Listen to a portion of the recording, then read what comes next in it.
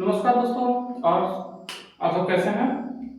आज हम जो है यूपी बोर्ड के हाई स्कूल की जो है क्लास शुरू करेंगे आपके विज्ञान विषय की। यूपी हाई स्कूल में विज्ञान विषय की आपका पहला अध्याय शुरू होने जा रहा है, रासायनिक अभिक्रियाएं एवं समीकरण। ठीक है, रासायनिक अभिक्रियाएं एवं समीकरण। अभी तक आपने जो भी पढ़ा होगा तो साइंस को वो रट्टा मार टाइप का यहाँ पे नहीं पढ़ाया जाएगा। हम आपको कुछ इस तरीके से पढ़ाएंगे ताकि आपको जो है ये हमेशा याद रह चले। जैसे कि अपने आसपास की जो भी वस्तुएं हैं उसे जो है इसमें समेटते हुए इस तरीके से पढ़ाया जाएगा कि आपको जो है कुछ भी चीज रटने की जरूरत नहीं पड़ेगी। वो आपकी जो है मस्तिष्क पे अपनी छाप छोड़ देगी, जिससे आपको जो है बिना रटे ही सब कुछ याद रह जाए। ठीक है, तो साइंस को बहुत ही आकर्षक तरीके से पढ़ाया जाएगा हमारी क्लास में। और ये जो है आपका बहुत ही इंटरेस्टिंग है अध्याय। देखिएगा, रासायनिक अभिक्रियाएं एवं समीकरण, हाई स्कूल का पहला चैप्टर है आपके साइंस का। चलिए शुरू करते हैं। तो देखिएगा, रासायनिक अभिक्रिया क्या होती है। पहले तो आप समझेंगे कि रासायनिक अभिक्रिया क्या होती है, या हम कैसे जानेंगे कि किसी भी पदार्थ में जो अभिक्रिया हो वो रासायनिक अभिक्रिया है या नहीं। ठीक है, तो देखिएगा, जो रासायनिक अभिक्रिया होती है उसमें हम ये बात ध्यान देंगे, जब भी रासायनिक अभिक्रिया कहीं पे होती है तो उनमें आपको जो है ये परिवर्तन अक्सर देखने को मिलेंगे। ठीक है, अवस्था में परिवर्तन, रंग में परिवर्तन, गैस का उत्सर्जन या तापमान में परिवर्तन। देखिए, इसका अर्थ समझिए।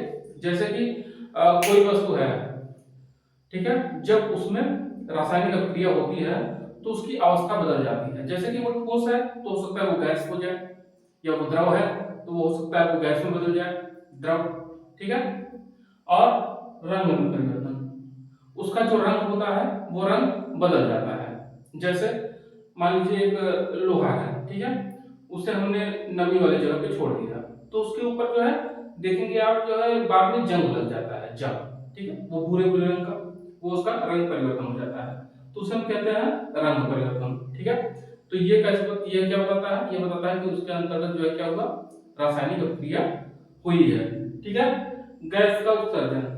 देखिए, अभी जैसे कि हम बाजार से लेके आए चूना, ठीक है, और उसके उसमें जब पानी डालते हैं, उसमें जब पानी डालते हैं तो वो क्या होता है, वो जो है बुलबुल बुलबुल करके जो है उबलने लगता है, ऐसा लगेगा।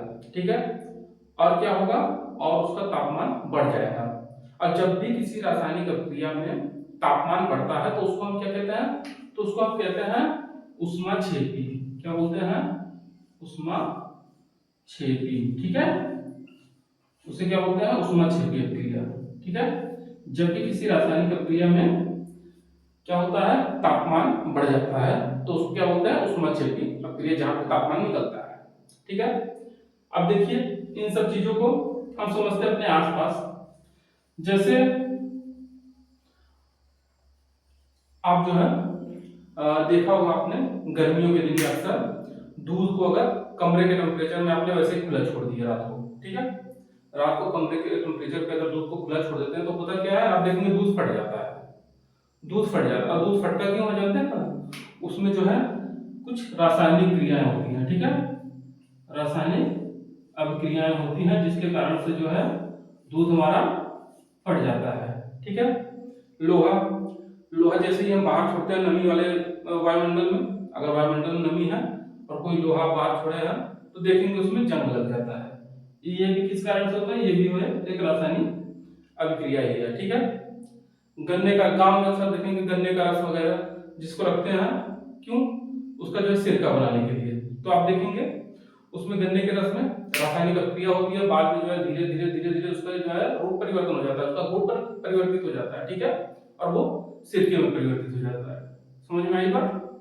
चलिए ठीक है, तो ये सब जो भी चीजें हैं ये सब क्या है, ये सब जो है रासायनिक अभिक्रिया के ही कारण होती है। ठीक है, हम लोग जो खाना खाते हैं, ठीक है, वो भोजन हमारे पेट में जाता है, पेट में जो है एसिड है, एंजाइम है, ये सब क्या करते हैं, भोजन को पचा देते हैं। उसमें होता क्या है, उसमें भी रासायनिक अभिक्रियाएं होती है जो है भोजन को तोड़ देती हैं।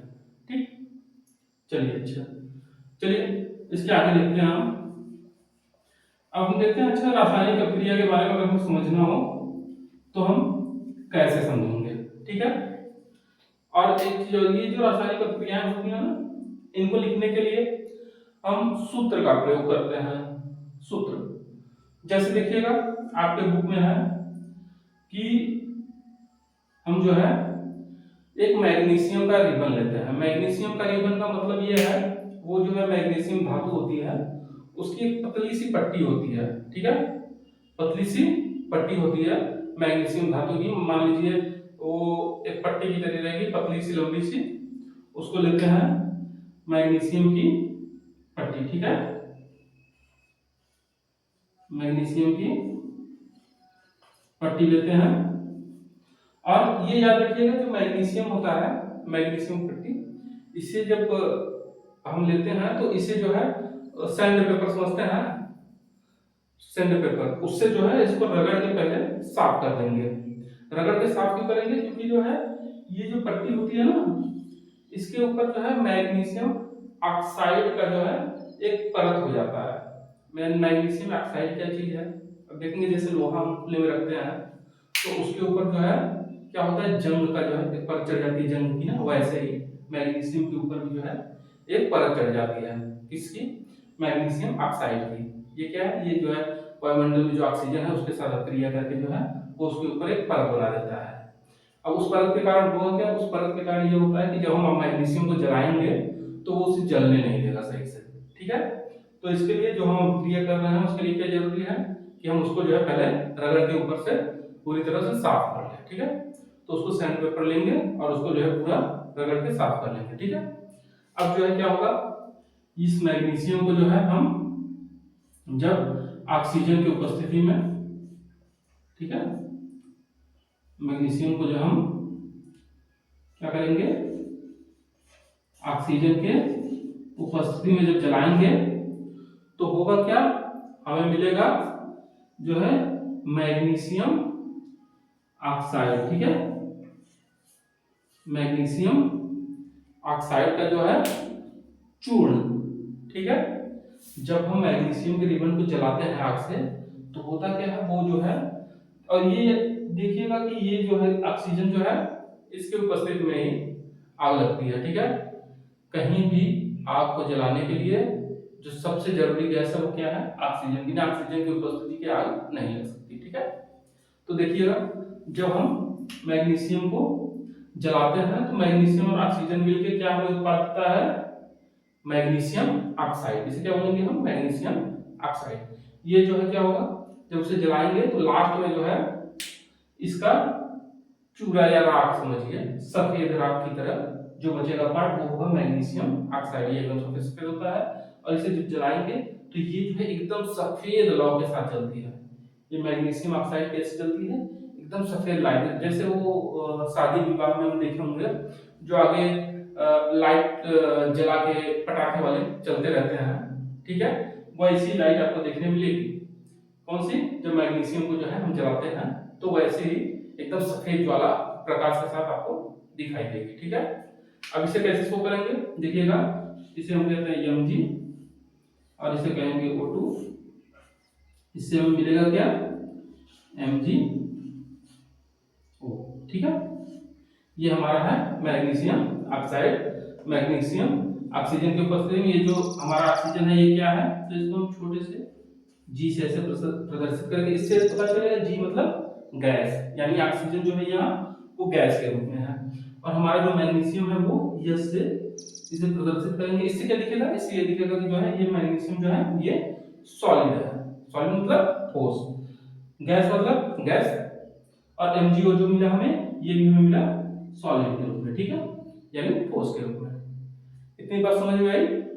न समझ में आई हो तो इसे फिर से जो है हमको समझा दें। अब एक चीज और याद रखिएगा कि जब भी रासायनिक ये अभिक्रिया होती है तो इसमें दोनों तरफ के जो परमाणु होते हैं, ठीक है, दोनों तरफ के जो परमाणु होते हैं वो हमेशा बराबर होते हैं। इनका जो है द्रव्यमान परिवर्तित नहीं होता, सिर्फ रूप बदल जाता है भले, और परमाणु जो है वो एक दूसरे के साथ संयोजित हो जाते हैं या विघटित होते हैं, लेकिन जो है कोई भी परमाणु कम या ज्यादा नहीं होता। तो इसमें याद रखिएगा ये जो हमारा समीकरण है ये जो है अभी बैलेंस नहीं है, ठीक है। इसको बैलेंस कैसे करेंगे, तो ये देखिएगा इस अभिक्रिया में ये होता है, ये जो है 2 Mg होगा हमारा, मतलब मैग्नीशियम के 2 परमाणु और ऑक्सीजन के 2 परमाणु। ठीक है, ये अभिक्रिया करेंगे और क्या बनाएंगे हमारे 2MgO। ठीक है, अब देखिएगा इस वाले में हमने क्या लिखा था, Mg + O2 = MgO। अब देखिएगा यहाँ पे एक मैग्नीशियम, यहाँ पे एक मैग्नीशियम, लेकिन यहाँ पे 2 ऑक्सीजन थे, यहाँ पे एक ही ऑक्सीजन लिखे थे। ठीक है, तो ये जो हमारा सूत्र था ये सही नहीं था, ये बैलेंस नहीं था। अब ये जो सूत्र है वो हमारा एकदम राइट है। मैग्नीशियम के 2 अणु, मतलब मैग्नीशियम के 2 परमाणु हैं और ऑक्सीजन के 2 परमाणु हैं, इससे जो उत्पाद बना उसमें भी देखिएगा 2Mg और O, मतलब 2 ऑक्सीजन का भी परमाणु है और 2 मैग्नीशियम का भी इसमें। ठीक है, ये बात समझ में आई अच्छे से? चलिए कोई नहीं, और अगर न समझ में आई हो तो कमेंट में जरूर बताइएगा, आपको जहां भी दिक्कत हो और जो भी चीज प्रॉब्लम कर रही हो और न समझ में आई हो आप हमें बताइएगा, हम उसे जो है अच्छे से समझाएंगे आपको, फिर से अगली क्लास में आपको अच्छे से समझाया जाएगा जब तक कि आपके समझ में पूरी बात ना आ जाए। ठीक है, तो बिना किसी हिचकिचाहट के आपको जब प्रॉब्लम समझ में आए आप कमेंट बॉक्स में उसको लिख दीजिएगा, हम उसे बाद में चेक करेंगे और अगली क्लास में हम आपको वो डाउट जो है क्लियर कर देंगे। ठीक है, तो यहाँ तक आप समझ लीजिए, इसे नोट कर लीजिए, ये सब आपकी परीक्षा के लिए बहुत ज्यादा इंपॉर्टेंट है और ये आपको इस तरीके से बताया जा रहा है कि ये आपके सिर्फ एग्जाम के लिए नहीं, एग्जाम के बाद भी हमेशा जो है ये आपके काम आएगा। ठीक है, चलिए अब यहाँ तक नोट कर लीजिए, फिर इसके आगे बताते हैं।